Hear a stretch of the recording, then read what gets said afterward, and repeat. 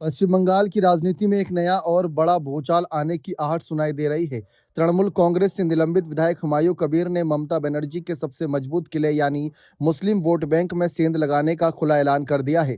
कबीर ने साफ शब्दों में कहा है कि असदुद्दीन ओवैसी की पार्टी एएमआईएम की तर्ज पर बंगाल में एक नई सियासी ताकत खड़ी करेंगे। इतना ही नहीं, उन्होंने खुद को बंगाल का ओवैसी बताते हुए दावा किया है कि ममता बनर्जी का मुस्लिम वोट बैंक अब खत्म होने की कगार पर है। हुमायूं कबीर का यह बयान ऐसे समय में आया है जब बिहार विधानसभा चुनाव के नतीजों ने ओवैसी की पार्टी को एक बड़ी ताकत के रूप में स्थापित कर दिया। बिहार में एएमआईएम की सफलता का उदाहरण देते हुए कबीर ने संकेत दिया कि बंगाल में भी ठीक वैसा ही होने वाला है खेला जो ममता बनर्जी की नींद उड़ा सकता है। तृणमूल कांग्रेस से निलंबित चल रहे हुमायूं कबीर ने पत्रकारों से बातचीत में अपनी रणनीति का खुलासा करते हुए एक बड़ा दावा किया। उन्होंने असदुद्दीन ओवैसी के साथ अपने करीबी रिश्तों का हवाला दिया। कबीर ने कहा कि मेरी ओवैसी साहब से बात हुई है। ओवैसी ने मुझे अपनी जुबान दी है कि वो हैदराबाद के ओवैसी हैं और मैं बंगाल का ओवैसी हूं। हुमायूं कबीर ने बताया कि वे 10 दिसंबर को कोलकाता जाएंगे और अपनी पार्टी कमेटी के गठन करेंगे।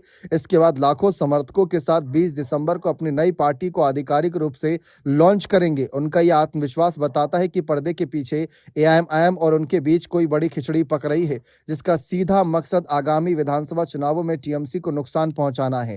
हुमायूं कबीर ने अपने इरादे जाहिर करते हुए कहा कि वे बंगाल की 294 सीटों में से करीब 135 सीटों पर अपने उम्मीदवार उतारेंगे। ये वो सीटें हैं जहां मुस्लिम मतदाता निर्णायक भूमिका में है। कबीर ने एक दिन पहले हुंकार भरते हुए कहा था कि मैं एक नई पार्टी बनाऊंगा जो सिर्फ मुसलमानों के लिए काम करेगी। मैं 135 सीटों पर उम्मीदवार उतारूंगा। मैं बंगाल चुनाव में गेम चेंजर बनूंगा। तृणमूल का मुस्लिम वोट बैंक खत्म हो जाएगा।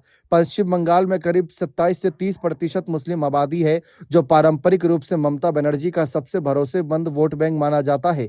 अगर हुमायूं कबीर और ओवैसी मिलकर इस वोट बैंक में 5 से 10% की भी सेंधमारी करते हैं तो इसका सीधा असर टीएमसी के वोट बैंक पर पड़ेगा। बने रहे चैनल के साथ। बहुत बहुत शुक्रिया।